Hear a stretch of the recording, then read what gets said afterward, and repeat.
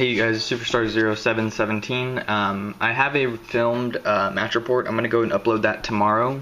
But before then, every Wednesday, like I said in a couple videos, I do go to a pack tournament.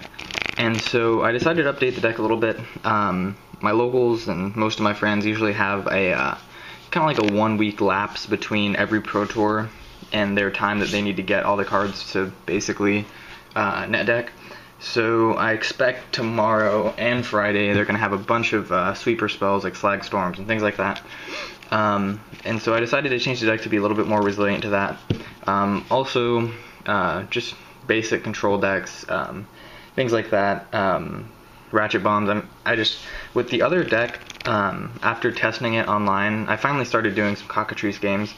Game 2 I always get hit with like ratchet bombs and things like that, a little bit more than I have been at my F&Ms, so I decided to change it up, make it a little bit more resilient to that, and so here's what I've come up with. So we're running 4 birds. Birds is still like, you don't really have too many high casting cost creatures, but you want to be able to drop your big threats a turn earlier, like your Immerwolves, you need to be able to consistently drop another card you'll see in a second, turn 2 or turn 3 if you like need the mana for it. You need to be able to drop your Huntmasters turn 3, obviously, things like that. And so that's the reason why he's in there. He fixes the mana, he makes your deck really consistent. And he helps you green some Zenith turn 4 for a lot of your deck, even if you don't have the card in your hand. Which is why I run the 4 of him. Up next, so I know the whole video we were talking about running Wolf-Bitten Captive, but like I said earlier, sweeper spells, a lot of things like that. I want to go back to Youngwolf. His ability to chump block and his ability to resist Ratchet Bomb and things like that in sweeper spells, it was just a little bit more important than putting in that couple points of damage early, and we did add a couple cards to facilitate the early damage.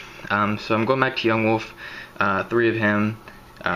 He's been a great card for me when I was running him, and I think I got a little bit overzealous on the Wolf-Bitten Captive. So we're running the 3 Youngwolf. Up next we're running the 4 Mayor of Avabruck. You know, it's your lord, you have to run it, it's a great card. Even by himself, you know, when he flips, you can pretty much run the board by himself.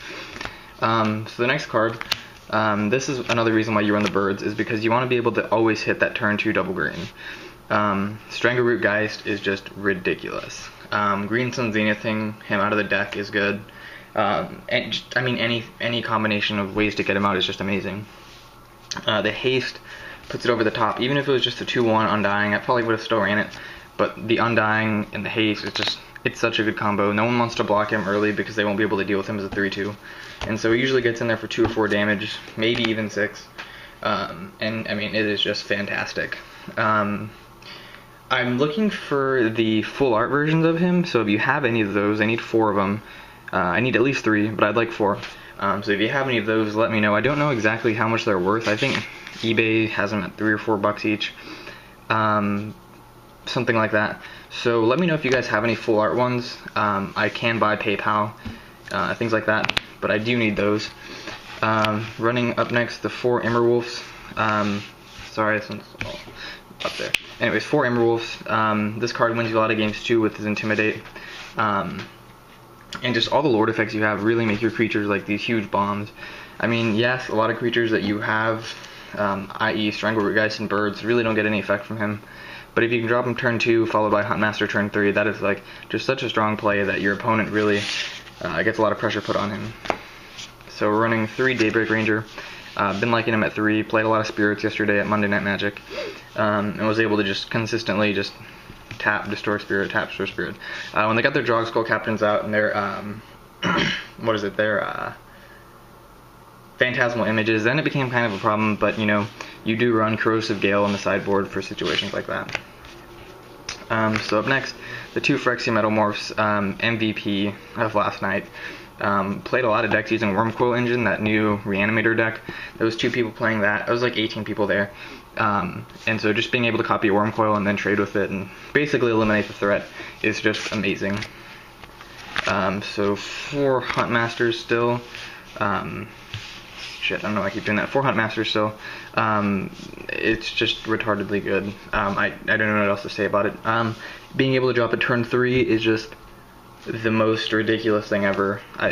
Just dropping at turn 3 is awesome because of your birds, and so that's also one of the reasons why we run the ramp for the Huntmaster. And then the 2 bullets, we're running 1 Thrun and 1 Bellowing Tanglewurm. I run the 2 other Thruns in the sideboard, and Bellowing Tanglewurm, I won like every game that I won was either because of him or because of Huntmaster just controlling the board. A lot of people, they say, why would you run this guy and this guy at the same time? So let's just say like turn 4, you have turn 3, you drop this guy, and turn 4 you have this guy.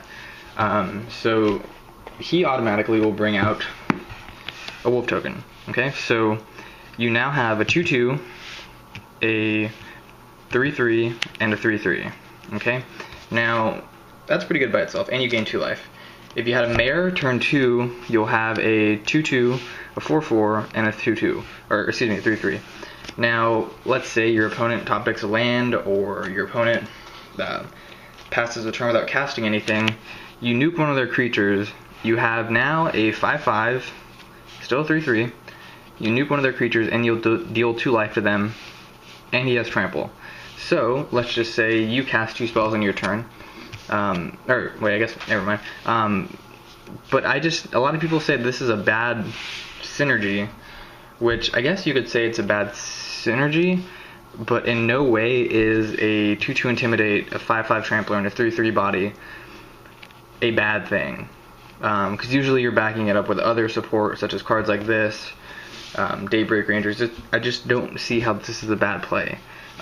If you guys, see a reason why 2-for-1 bodies are bad, especially when they get pumped by this guy, let me know.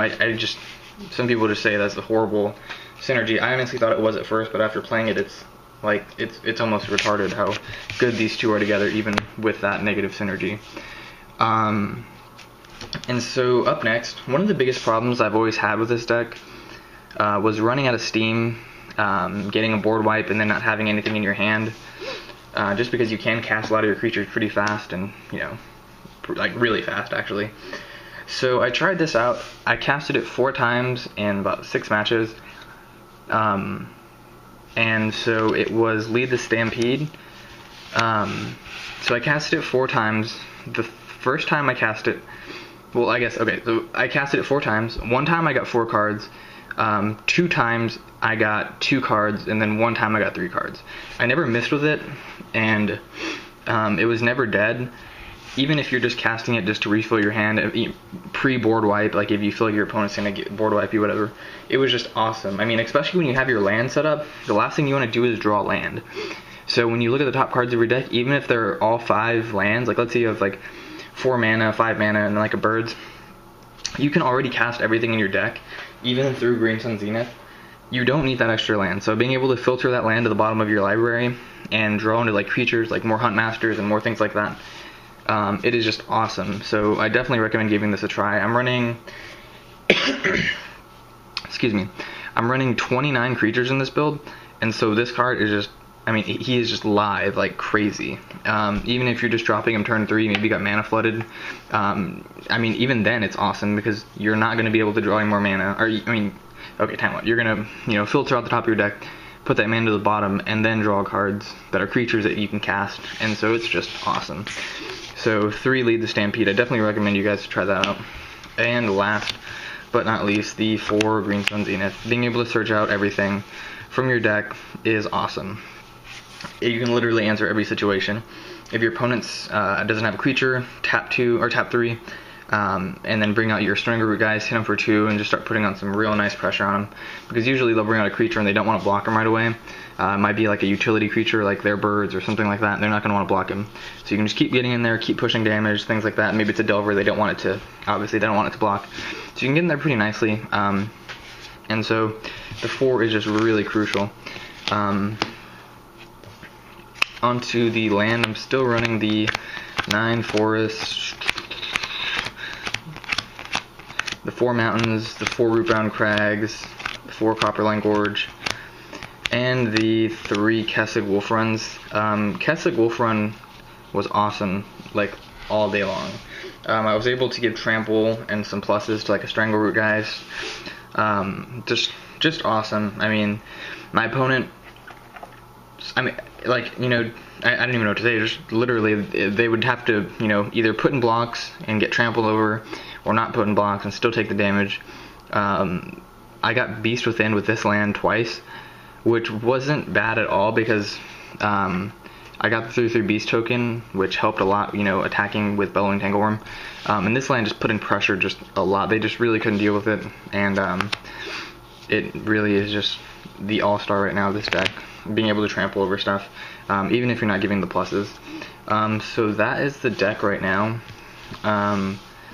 Let me know if you guys have any questions about it. It's been testing out extremely well, and obviously the deck does change a lot. I know a lot of people either A, really like that, or B, don't like that, but I'd rather change the deck around, you know, every week to fit what I believe my FNM will be and do pretty well than just to stick with the same deck and either X and 2 or, you know, X3, which would suck. And so that's pretty much it. That's an explanation of why I'm always doing these deck videos. Keep subscribing, keep giving me those thumbs up, and if you have any full art Strangleroot Geist, let me know. I do want to buy them or trade for them. So thanks for watching, guys. Rate, comment, subscribe. Peace.